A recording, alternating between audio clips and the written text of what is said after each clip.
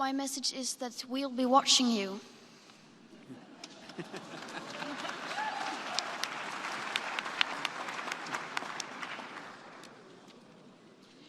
This is all wrong.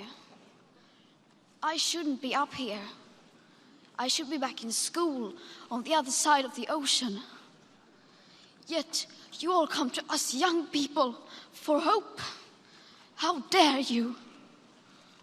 You have stolen my dreams and my childhood with your empty words, and yet I'm one of the lucky ones.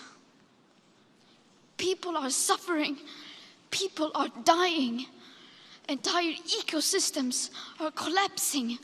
We are in the beginning of a mass extinction, and all you can talk about is money and fairy tales of eternal economic growth. How dare you?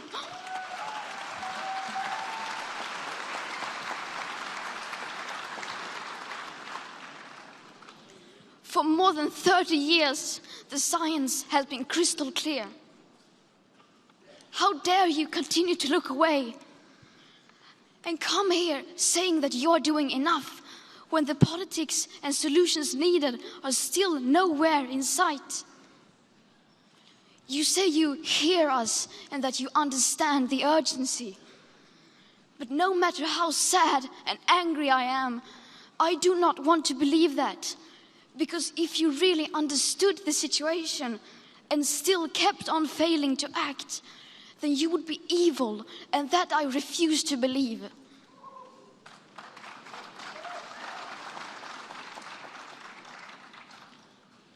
The popular idea of cutting our emissions in half in 10 years only gives us a 50% chance of staying below 1.5 degrees and the risk of setting off irreversible chain reactions beyond human control.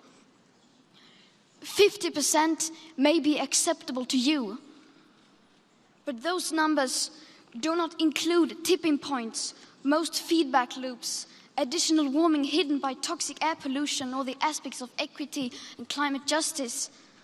They also rely on my generation sucking hundreds of billions of tons of your CO2 out of the air with technologies that barely exist.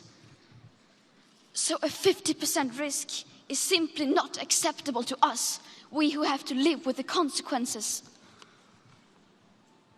To have a 67% chance of staying below a 1.5 degrees of global temperature rise, the best odds given by the IPCC, the world had 420 gigatons of CO2 left to emit back on January 1st, 2018. Today, that figure is already down to less than 350 gigatons. How dare you pretend that this can be solved with just business as usual and some technical solutions? With today's emissions levels, that remaining CO2 budget will be entirely gone within less than 8.5 years. There will not be any solutions or plans presented in line with these figures here today, because these numbers are too uncomfortable and you are still not mature enough to tell it like it is. You are failing us. But the young people are starting to understand your betrayal. The eyes of all future generations are upon you. And if you choose to fail us, I say we will never forgive you.